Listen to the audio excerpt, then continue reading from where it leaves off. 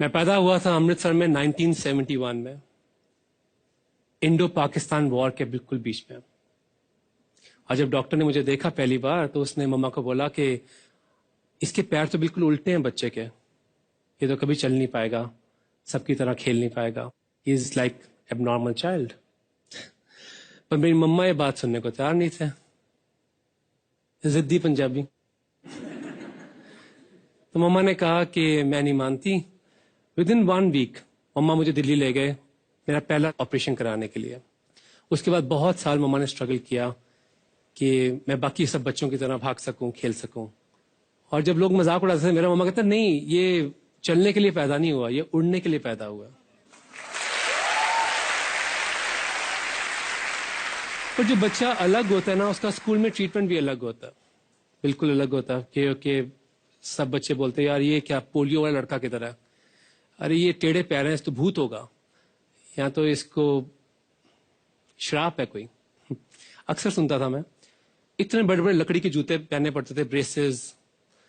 मैं कभी नहीं कहता था मुझे दर्द है। और एक बार ना मैंने प्रेस लेके ना अपने पैर पे प्रेस मार दी कि मैं सीधा कर लूं पैर को अपने, क्योंकि सबकी जैसे बन जाऊं। बट मेरे को सबके जैसा नहीं बनना था। मम्मा कहते तू अलग है सबसे।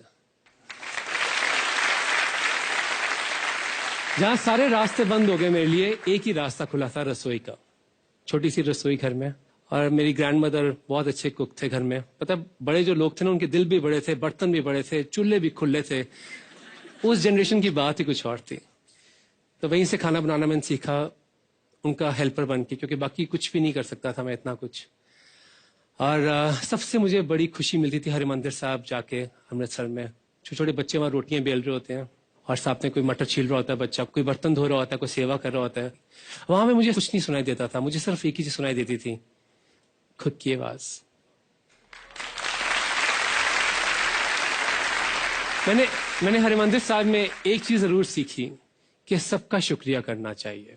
जो आपको उठाते हैं वो भी, पर उनसे जरूरी वो हैं जो आपको दबाते हैं। क्योंकि जब आपको दबाता है कोई, तो आपको पता नहीं आप में कितनी सहन शक्ति है, जो आपको अंदाजा भी नहीं होता कि कैसे आप बाहर निकल के आते हैं उससे। आप अगर एग्जाम्पल देखें तो मैं कहता हूं 1893 बहुत इंपॉर्टेंट साल है इस पूरी दुनिया का। एक कंडक्टर ने गांधी जी को ट्रेन से उतार दिया साउथ अफ्रीका में। कंडक्टर का नाम कोई नहीं जानता, सब जानते हैं दुनिया में गांधी जी को। क्योंकि ये जो आपको बुली करते हैं, उनमें खुद अपनी कोई इनसिक्योरिटी होता है। वो आपका अभिमान, जो सबसे इंपॉर्टेंट चीज है, आपका गरूर, वो आपकी आवाज लेना चाहते हैं आपसे। That's what they want to do. America पहुंचा 2000 में एक नए सपने के साथ, एक नई सोच के साथ। वहां जाके बहुत काम किए, 31 नौकरियां की है मैंने, हिसाब लगाया। लोगों के घर जाके सफाइयां की, बर्तन धोए, छोटे छोटे इवेंट्स किए, कुत्ते संभालो, बिल्लियां संभालो। गोरों की प्रॉब्लम्स भी डिफरेंट होती हैं हमसे। एक अमेरिकन शेफ के साथ मैं काम करता दिल्ली में, वो मुझे बिल्कुल पसंद नहीं करता था, पता नहीं क्यों। एक दिन रात को शराब पी के बहुत मेरे से गुस्से था, पता नहीं क्यों। उसने इतना बड़ा क्लीवर लिया और जोर से मेरे हाथ पे मारने की कोशिश की। मैंने छोड़ दिया काम को, क्योंकि मुझे लगा कि वो मेरा गरूर ले रहा है मेरे से, मेरी पहचान ले रहा है मेरे से। वो चाहता मैं टूट जाऊं। I walked out. पर मैंने उस दिन कसम खाई थी, मैं कुछ बन के दिखाऊंगा।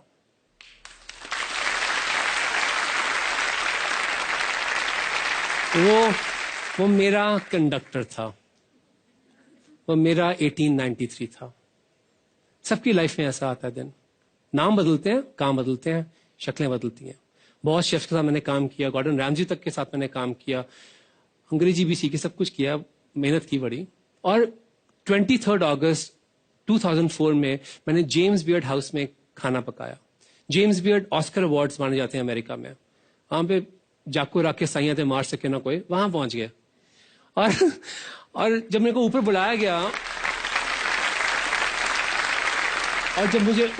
गया, तो उन्होंने बोला कि सब खड़े हो गए गोरे के तालियां मारने के लिए। कभी हिंदुस्तानी खाना ऐसा देखा नहीं, शक्ल सूरत पहचान उसकी नहीं, सब कुछ फ्रेश दिल से। मेरी जिंदगी का बहुत अहम मौका था, मुझे लगा कि मैं आज जिंदा हो गया फिर से। तो मैंने अपनी नौकरी छोड़ दी। मैंने कहा नहीं, मेरा मेन मकसद होना चाहिए अमेरिका में हिंदुस्तानी खाना कल्चर को आगे लेके जाना। और वहीं पे मैंने एक छोटी सी यूनिवर्सिटी में, छोटी नहीं थी, काफी बड़ी यूनिवर्सिटी में, मैंने एक रिसर्च करने के लिए गया मैं। तो मेरा प्रोजेक्ट था रिलीजन और फूड के ऊपर, जो बाद में होली किचन्स डॉक्यूमेंट्री बनी सीरीज, जो व्हाइट हाउस से लेके ऑक्सफोर्ड, हार्वर्ड, प्रिंसटन, कॉर्नेल हर जगह दिखाई गई। और पहला सब्जेक्ट ऑफ कोर्स लंगर था, कि कैसे गुरुओं की प्रथा इतनी पुरानी, हिंदुस्तान की पहचान इतनी पुरानी, और कैसे लोग बांट के, एक फार्मर से लेके, घर से लेके, अपना कोई समय दे रहा, कोई अपना दिल दे रहा उसमें, और कोई भूखा नहीं सोता रात को। उसके ऊपर मैंने लिखा।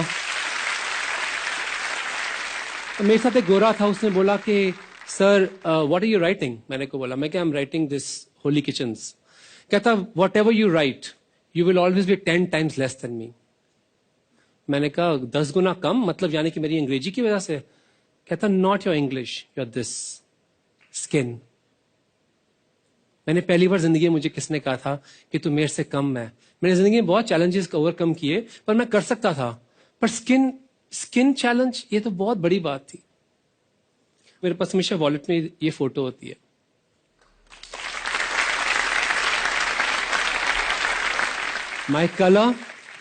My color comes from them. This is my biggest heritage. This doesn't make me small. मुझे छोटा नहीं करता ये मुझे सबसे ऊंचा करता है। मेरी 9 बजे की सुबह की बस थी, मैंने बस नहीं पकड़ी न्यूयॉर्क ऑफिस जाने की, मैं लाइब्रेरी के बाहर खड़ा रहा, और जो वो लड़का आया बाहर, मैं क्या, sir I want to talk to you. कहता, व्हाट? मैं क्या, I don't want to be equal to you, I want to be better than you. उसी दिन पैदा हुई थी एक मेरी छोटी सी किताब, उत्सव। हिंदुस्तान के त्योहार, संस्कृति, पहचान, हमारी प्रेयर्स, हमारी भाषा, हमारे कपड़े, हमारी सेलिब्रेशंस, हमारी अमीरी, हमारी गरीबी, सब कुछ उस किताब में है। पहली बार हिस्ट्री में कांस फिल्म फेस्टिवल में किताब लॉन्च हुई इन 2015।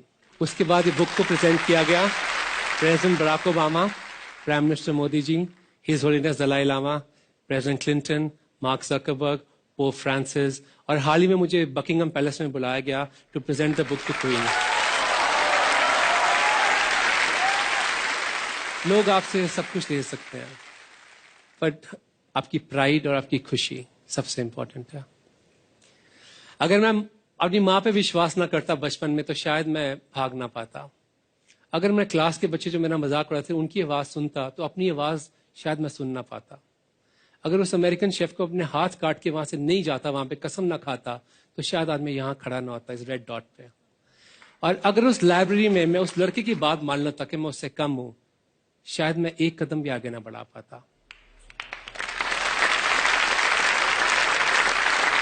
एक छोटे से बीज को भी जमीन में दबना पड़ता है एक बड़ा पेड़ बनने के लिए।